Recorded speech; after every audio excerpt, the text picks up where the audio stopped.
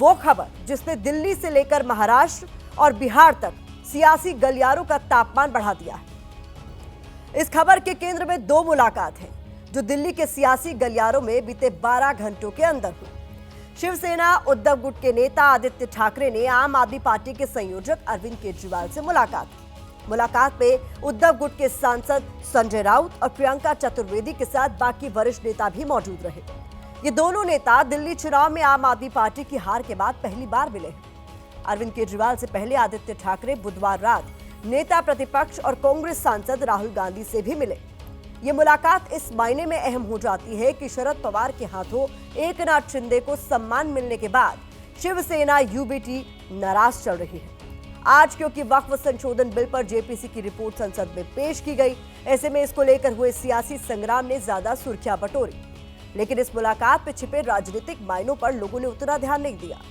वैसे ये दोनों मुलाकात हुई तो देश की राजधानी दिल्ली में, लेकिन इसके संकेत बिहार और महाराष्ट्र के सियासी गलियारों तक महसूस किए गए। इन संकेतों के जो कीवर्ड्स हैं, पहले आप वो जान लीजिए। डर, चैलेंज, रोड मैप, गठबंधन और भूमिका। इसमें डर वाला संकेत काफी अहम है क्योंकि इसके जरिए दिल्ली में बैठकर बिहार को इशारा देने की कोशिश की गई। इस डर का जिक्र आदित्य ठाकरे ने मुलाकातों के बारे में मीडिया को जानकारी देते हुए किया है। उन्होंने कहा कि जो हमारे साथ हुआ, केजरीवाल के साथ हुआ, कांग्रेस के साथ हुआ, ये होते होते बिहार में नीतीश कुमार के साथ होगा। नीतीश की भी सीट चली जाएगी और बीजेपी सत्ता हासिल कर लेगी। हालांकि बयान में आगे उन्होंने आरजेडी और आंध्र प्रदेश के मुख्यमंत्री चंद्रबाबू नायडू वाली टीडीपी की भी बात की, लेकिन नीतीश कुमार को लेकर कही गई ये बात दूर तक निकल गई। पहले आप आदित्य ठाकरे का वो बयान सुनिए, इसके बाद इस बयान के मायने आपके लिए डिकोड करेंगे। देश भर में जो हमारे साथ हुआ है या फिर जो आज केजरीवाल साहब के साथ हुआ या कांग्रेस के साथ हुआ, कल होते होते बिहार में नीतीश जी के साथ भी होगा। उनकी भी सीट चली जाएगी और भाजपा वहां सत्ता प्राप्त कर लेगी। आरजेडी के साथ होगा, फिर चंद्रबाबू जी के साथ होगा। और भाजपा का यही सपना है कि हर एक रीजनल पार्टी को तोड़ा जाए, मरोड़ा जाए और खत्म किया जाए, वैसे ही जैसे उनको देश की डेमोक्रेसी को करना है।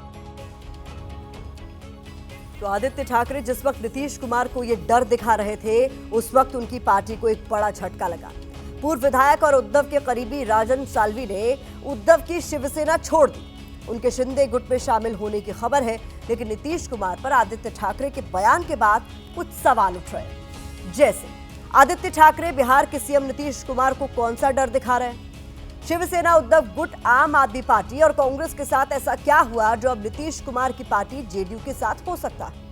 सबसे बड़ा सवाल ये कि आदित्य ठाकरे ने नीतीश कुमार को लेकर ही इतना जोर क्यों दिया है? इन सब सवालों का जवाब देती एक रिपोर्ट देखिए, इसके बाद खबर को आगे बढ़ाइए। जो हमारे साथ हुआ है, कल होते होते बिहार में नीतीश जी के साथ भी होगा, नीतीश जी के साथ भी होगा।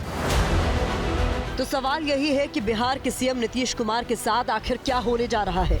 बिहार में साल के आखिर में विधानसभा के चुनाव होने हैं। इससे पहले आदित्य ठाकरे नीतीश कुमार को लेकर कौन सी भविष्यवाणी कर रहे हैं? राजनीति के जानकार आदित्य ठाकरे के इस बयान को बीजेपी की जोड़ तोड़ वाली पॉलिटिक्स से जोड़कर देख रहे हैं। इसके मुताबिक जिस तरह एकनाथ शिंदे ने शिवसेना को तोड़ दिया और बीजेपी के साथ जाकर सरकार बनाई, अजीत पवार ने एनसीपी को 2 गुटों में बांटकर बीजेपी के साथ सत्ता की मंजिल तय की। इसके अलावा मध्य प्रदेश में जिस तरह बीजेपी ने कांग्रेस विधायकों को अपने पाले में लाकर कमलनाथ की सरकार गिराई, यही नहीं, दिल्ली में चुनाव नतीजों से पहले ही अरविंद केजरीवाल ने बीजेपी पर अपने विधायकों और उम्मीदवारों को तोड़ने का आरोप लगाया। ऑपरेशन लोटस का जिक्र किया। 7 विधायक जो चुनाव लड़ रहे हैं, उनके पास फोन आया भारतीय जनता पार्टी के उन तत्वों के द्वारा जिसमें कि वो 15 करोड़ रुपए देने के लिए बात कर रहे हैं। जो खरीद फरोख्त और तो लोकतंत्र को कुचलने का, तोड़फोड़ करने का तरीका वो पूरे देश में अपनाते हैं, वो प्रयोग उन्होंने दिल्ली में भी शुरू कर दिया है, जिसको कई बार वो लोग ऑपरेशन लोटस और पता नहीं क्या क्या नाम देते हैं। अरविंद केजरीवाल को चुनाव नतीजों से पहले जो डर था, अब कुछ ऐसे ही डर की बात आदित्य ठाकरे नीतीश कुमार के लिए कर रहे हैं। आदित्य को लगता है कि बीजेपी बिहार में भी नीतीश कुमार के साथ खेला कर सकती है। हालांकि जेडीयू के नेता कह रहे हैं कि आदित्य ठाकरे नए सियासत में आए हैं, उन्हें सोच समझकर बोलना चाहिए। सिल्वर स्पून वाले पॉलिटिशियन होते हैं, उनको जमीनी हकीकत का पता नहीं है। नीतीश जी बहुत देश के बहुत सीनियर लीडर है, बड़ा सोच समझ कर उनको बोलना चाहिए। अभी नया नया पॉलिटिक्स में आया है, वो अपना चिंता करें। कुछ लोगों को गलतफहमी है, उस गलतफहमी का हमारे पास कोई इलाज नहीं है। उनको याद ही नहीं है कि उन्होंने मेरा साथ छोड़ा है, हमने उनका कभी साथ नहीं छोड़ा। कोई भी प्रदेश हो जहां हमारे गठबंधन की सरकार होती है तो पूरे गठबंधन धर्म का हम पालन करते हैं।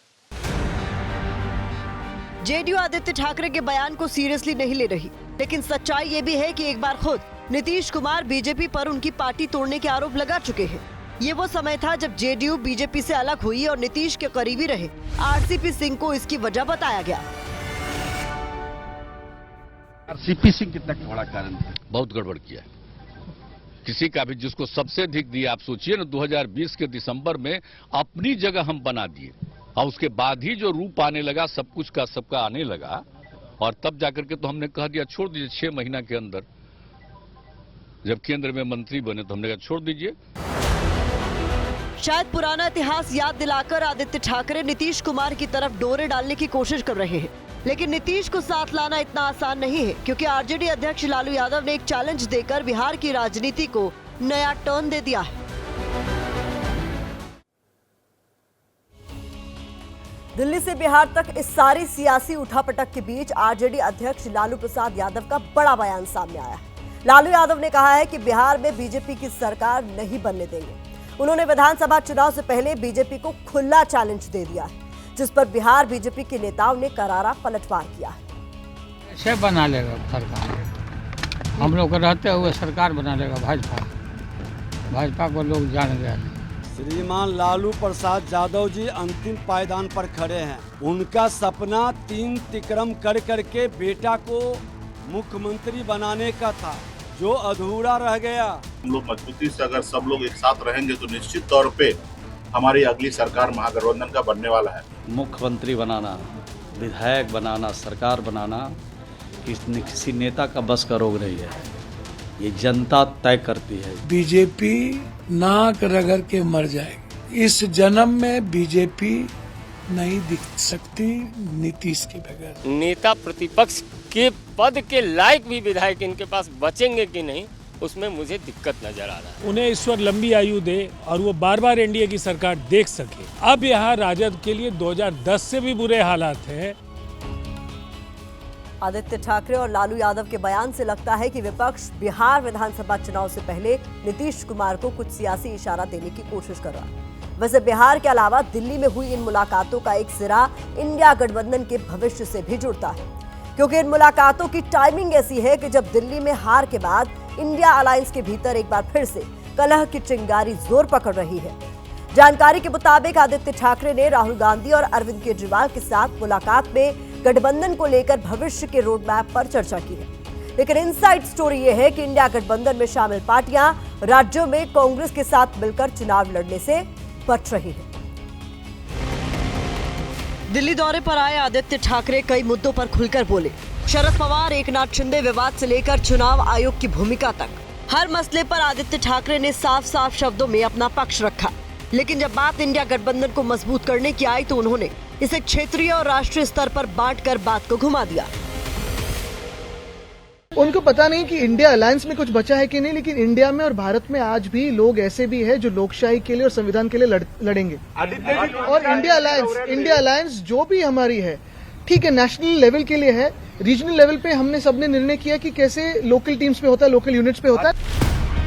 आदित्य ठाकरे ने जो बात कही, इसकी जानकारी हमारी सहयोगी गणेश ठाकुर ने पहले ही दी थी, जिसके मुताबिक शिवसेना उद्धव गुट आगामी चुनाव अकेले लड़ने की रणनीति पर विचार कर रही है। आदित्य ने भी साफ कर दिया है कि इंडिया गठबंधन सिर्फ राष्ट्रीय राजनीति के लिए है, लेकिन वो मिलकर विपक्ष के मुद्दे उठाता रहेगा। नेशनली इंडिया अलायंस संविधान के लिए, लोकतंत्र के लिए और आपके अधिकार के लिए, हमारे अधिकार के लिए, हर एक की आवाज के लिए लड़ती रहेगी। कोई एक नेता नहीं है, सारे लोग एक साथ काम कर रहे हैं। और ये लीडरशिप की लड़ाई नहीं है, ना ये ईगो की लड़ाई है, ना ये सत्ता प्राप्त की लड़ाई है। ये लड़ाई देश के हित की लड़ाई जो हमारे साथ। आदित्य ठाकरे का यह बयान ऐसे वक्त में आया है जब एकनाथ शिंदे के बीजेपी से नाराज होने की खबरें आ रही हैं। सवाल उठ रहे हैं कि क्या आने वाले दिनों में राष्ट्रीय राजनीति के समीकरण बदलने वाले हैं, क्योंकि शिवसेना उद्धव गुट ही नहीं बल्कि ममता बनर्जी भी कांग्रेस के साथ राज्य में सहयोगी बनकर चुनाव नहीं लड़ना चाहती। यही नहीं, बिहार चुनाव को लेकर खुद कांग्रेस के अंदर भी एकला चलो रे की नीति अपनाने की मांग उठ रही है। क्षेत्रीय पार्टियों के भरोसे होते हैं तो हमारा जो दायरा है वो सिमटते जा रहा है। बहुत से हमारे अपने लोग हमसे दूर होते जा रहे हैं। इसलिए कांग्रेस को अकेले लड़ना चाहिए और वो आखिरी पैदान पे खड़े लोगों के पास हमको जाना है और उनको कांग्रेस के इतिहास के बारे में बताना है। वैसे अकेले चलना अब कांग्रेस की मजबूरी हो गई है, क्योंकि राज्यों में लगातार हार अब उसके सहयोगियों को डराने लगी है। पीएम मोदी भी कह चुके हैं कि कांग्रेस परजीवी पार्टी बन गई है, अपने सहयोगियों को ही निगलने लगी है। कांग्रेस एक परजीवी पार्टी बन चुकी है। ये खुद तो डूबती है, अपने साथियों को भी डुबोती है। इस पूरे उलटफेर से संकेत यही मिल रहे हैं कि आने वाले दिनों में देश के विपक्ष की राजनीति पूरी तरह से बदलने वाली है। संभावना ये भी है कि क्षेत्रीय पार्टियां मिलकर बीजेपी का विकल्प बनाने पर विचार कर रही हैं, लेकिन उनकी इस रणनीति में कांग्रेस के लिए कोई जगह नहीं है। हालांकि कांग्रेस के बिना विपक्ष की कल्पना करना अभी जल्दबाजी होगा।